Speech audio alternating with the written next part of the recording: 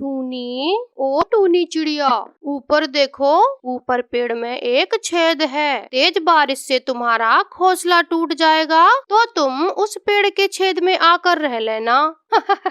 और चिड़िया इस पेड़ के पत्ते तोड़कर खा लेना। अगर मेरा घर तिनकों का है तो आपको कोई अधिकार नहीं कि आप मेरे घर का मजाक बनाओ। जो दूसरों का मजाक उड़ाता है कभी कभी खुद भी मजाक बन जाता है। और मुझे भी तुम्हारी इन बातों से कोई फर्क नहीं पड़ता। तुम गरीब हो, बेघर हो और कमजोर भी हो। हमेशा ऐसे ही रहोगी टूनी। दुष्ट कौवे की बात का जवाब देते ही बिना टूनी वहाँ से चली जाती है। मम्मा, मम्मा मुझे डर लग रहा है। आसमान पर बादल की गरज से मुझे बहुत डर लगता है। मैं अपनी बेटी के लिए दाना लेने गई हुई थी। ये लो गुड़िया बेटी, आप दाना खा लो। अभी गुड़िया ने दाना खाया ही था कि तेज बारिश शुरू हो जाती है।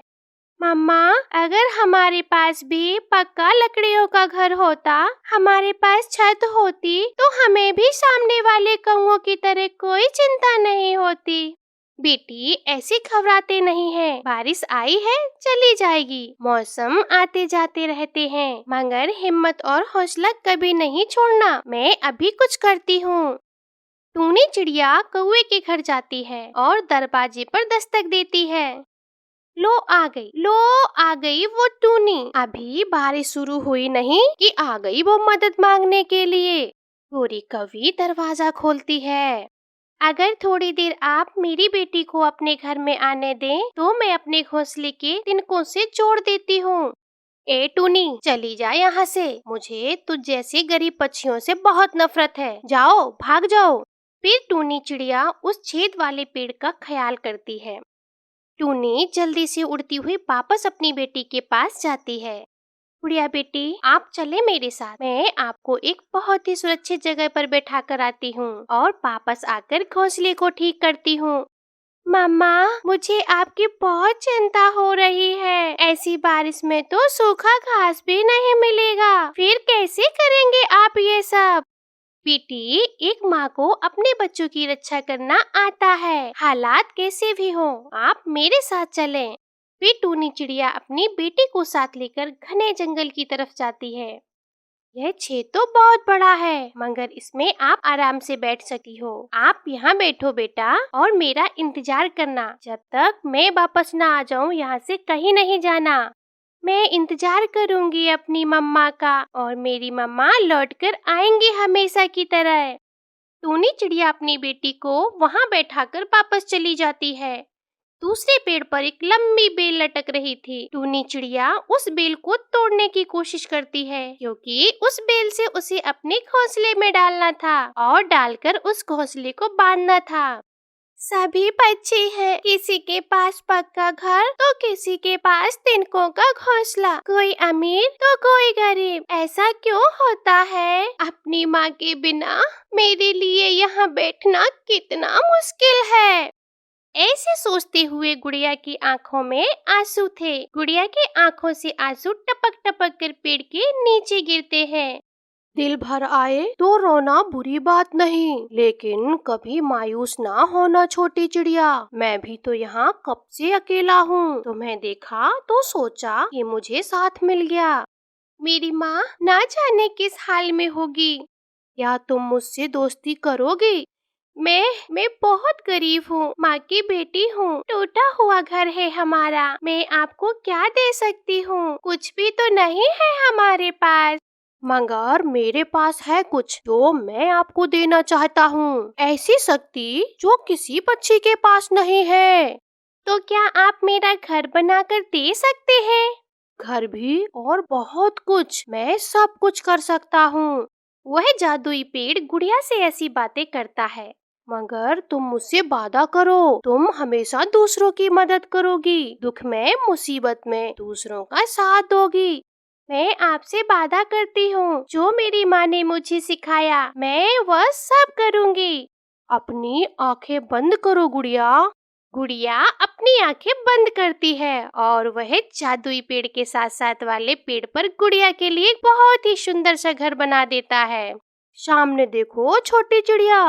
गुड़िया जब अपनी आंखें खोलती है तो वह सामने बहुत ही सुंदर सा घर देखकर हैरान हो जाती है। मैं अपनी मम्मा को लाकर आती हूँ और मम्मा को ये सब बताती हूँ। इस घर के अंदर और भी कुछ है, बहुत कुछ है। खाना, दाना, पानी, फल, सब कुछ है। कभी खत्म नहीं होने वाली चीजें। मैं जाऊँ? मैं अपनी मम्मा को लेकर आऊँ? हाँ हाँ, जाओ जाओ और ध्यान से जाना। रुको रुको। फिर वह पेड़ अपना एक जादुई छाता गुड़िया को दे देता है। ये छाता लेकर जाओ अपनी मम्मा को लेने। फिर गुड़िया छाता लेकर अपनी मम्मा को लेने जाती है। गुड़िया अपने घोंसले से थोड़ी दूर जाकर बैठ जाती है और अपनी मम्मा को देखने लगती है। टूनी चिड़िया कभी बेल के घोंसले को बांधती है तो कभी दूसरी तरफ से बेल हवा में उड़ जाती है। कभी टूनी चिड़िया तिनका उठाती है तो कभी घास। माँ, मैं ये सब कभी नहीं भुला सकूंगी। गुड़िया अपनी मम्मा के पास जाती है। गुड़िया बेटी, आप यहाँ? मैंने आपको वहाँ बैठाकर मेरा इंतजार करने को बोला था। और यह छाता कहाँ से लिया है तुमने? यह छाता मुझे मेरे दोस्त ने दिया है और मैं आपको लेने आई हूँ। आप मेरे साथ चले। मगर कहाँ बेटी? वह छोटा सा जो छेद है ना। बेटा, वो छेद तो बहुत छोटा है। मैं सोच रही हूँ कि घोंसले का काम हो जाए तो फिर हम दोनों यहाँ रह सकते हैं। मगर गुड़िया अपनी मम्मा को अपने साथ ले जाती है। अंदर आ जाइए मम्मा, आज से यह घर हमारा है। गुड़िया अपनी माँ को अंदर ले जाती है और उसे सारी कहानी बताती है। मम्मा, वो पेड़ मुझसे बातें करने लगता है और मम्मा, मेरे आंसू देखकर उस पेड़ को मुझ पर दया आई। गुड़िया बेटी, मुझे विश्वास नहीं हो रहा। यहाँ तो बहुत सुकून है। पहली बार मुझे बारिश के दिनों में ऐसी छत मिली है। फिर वो माँ बेटी जी भरकर फल खाती हैं। गुड़िया बेटी, इस जंगल में ना जाने कितने ही पक्षी हैं जिनके पास घर नहीं है। हमें ऐसी बारिश में दूसरों की मदद करनी चाहिए। मम्मा, हमारी पड़ोसन बुलबुल और तोता चाचा, वो भी तिनकों के घोंसले में रहते हैं। फिर टूनी चिड़िया जाती है और बुलबुल से कहती है, बुलबुल, मेरे साथ चलो, मैं तुम्हें लेने आई हूँ। हम बेघर पक्षियों को ऊपर वाले छत दे देते हैं, तुम मेरे साथ चलो। फिर बुलबुल कहती है, मैं तो ठिठुर कर थक गई थी, अब तो मेरे पंख में भी दर्द होने लगा है। चिड़िया बुलबुल को साथ लेकर तोते के पास जाती है और तोते को भी अपने साथ ले जाती है। तोता और बुलबुल इतना सुंदर और सुरक्षित घर देखकर, वाह, इतना अच्छा घर है, हमें तो विश्वास ही नहीं हो रहा है। तोता और बुलबुल इतना सुंदर घर देखकर बहुत खुश होते हैं। इधर कौओं के पास घर तो था, मगर घर में दाना नहीं था। गोरी कौवी अपने घर से दाना लेने निकलती है। ये घर कहाँ से आया? यहाँ तक तो कल कोई घर नहीं था। मैं अंदर देखती हूँ। फिर गोरी कौवी खिड़की से घर के अंदर देखती है। अंदर तो टूनी और उसकी बेटी बैठी हुई थी और वह गरम गरम समोसे खा रही थी। एक बार तो गोरी को अपनी आँखों पर विश्वास ही नहीं हो रहा था। टूनी चिड़िया, क्या ये तुम ही हो? हाँ हाँ, ये मैं हूँ और ये मेरी बेटी है। शुक्रिया तुम्हारा उस पेड़ के छेद को बताने के लिए। अब मैं बेघर नहीं हूँ, यह घर हमारा है और उन पक्षियों को भी जिसके पास घर नहीं है। पिछले महीने चिड़िया की बेटी बीमार थी, इसलिए इस बार चिड़िया बरसात के मौसम से पहले अपने घर की मरम्मत ना कर सकी थी। चिड़िया बहुत परेशान थी। गुड़िया बेटी, चलो मेरे साथ, हम बरसात के दिन में अपने नानों के घर में गुजारा कर लेंगे। हमारा घर तो बहुत कमजोर है, अगर बारिश शुरू हो गई तो बहुत समस्या बन जाएगी। सच मम्मा, मैं बहुत खुश हूँ। मुझे नानों के घर जाकर बहुत अच्छा लगता है। चिड़िया अपनी छोटी सी बेटी को साथ लेकर अभी उड़ी ही थी कि बारिश शुरू हो जाती है। गुड़िया बेटी, मेरे साथ साथ उड़ो, कहीं ऐसा ना हो कि तुम तेज हवा में उड़ जाओ। गुड़िया बेटी जंगल की दूसरी ओर अपनी माँ के घर पहुँचती है। मम्मा चिड़िया दरवाजे पर दस्तक देती है कि अंदर से कोई नहीं आता। मम्मा चिड़िया फिर से दस्तक देती है। माँ जल्दी दरवाजा खोलो, मैं आपकी बेटी और गुड़िया हूँ, जल्दी दरवाजा खोलें, हम दोनों बारिश में भीग रहे हैं। तभी अंदर से एक पूरी चील बाहर आती है। क्या मामा लगा रखा है? ये घर मेरा है। चील, मगर यहाँ तो मेरी माँ रहती थी। ये घर मेरी माँ का है। वो बूढ़ी चिड़िया तो पिछली बारिश में ही मर गई थी। तब से मैं यहीं रहती हूँ। और तुम यहाँ से चली जाओ। तुम्हें देखकर मेरा फिर से मांस खाने को मन कर रहा है। ये सुनकर मम्मा चिड़िया रोने लग जाती है। उसकी बेटी गुड़िया अपनी मम्मा को चुप कराती है, मगर वो तो खुद भी रोए जा रही थी।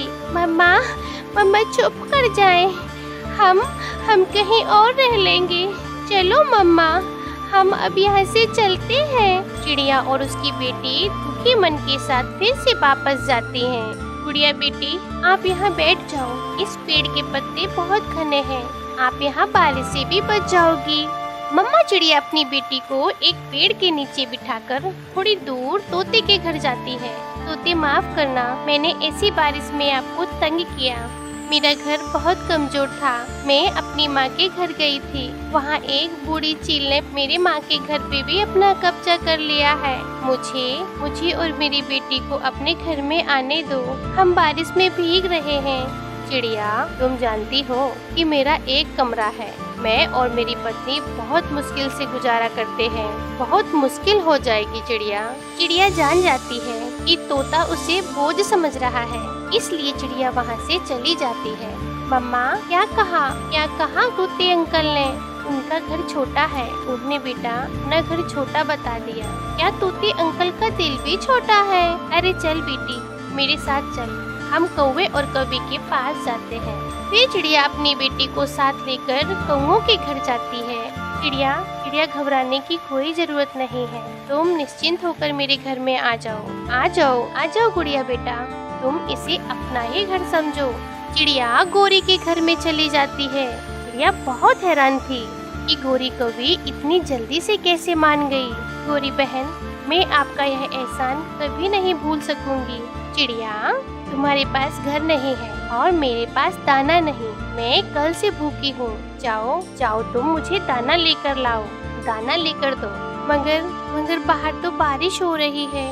इसीलिए तो मैंने तुम्हें छत दी है रहने को। चिड़िया अब समझ गई थी कि गौरी ने उसे अपने घर में क्यों रखा है। गुड़िया बेटी, आप यहाँ बैठो। मैं गौरी के लिए दाना लेकर आती हूँ। मगर माँ, ऐसी बारिश में मम्मा आप दाना कैसे ढूंढेंगी? तुम्हारी मम्मा सब कर सकती है। बारिश में कैसे उड़ते हैं ये तो तुम्हारी मम्मा ने बचपन में ही सीख लिया था।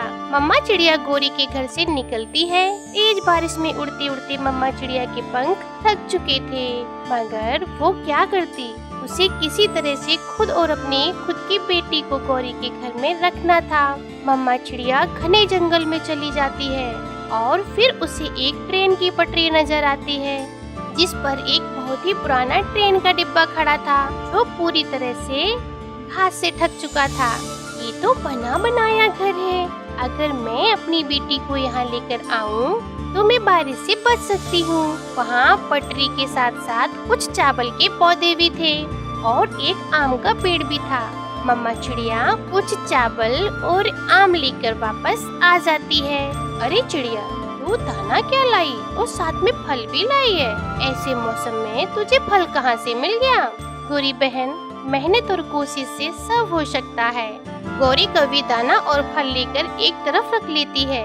चिड़िया, जब तक चाहो तुम यहाँ रहना और मेरे लिए दाना लेकर आना और आराम से बारिश से भी बचे रहना। नहीं नहीं गौरी बहन, ऊपर वाले ने मुझे छत दे दी है।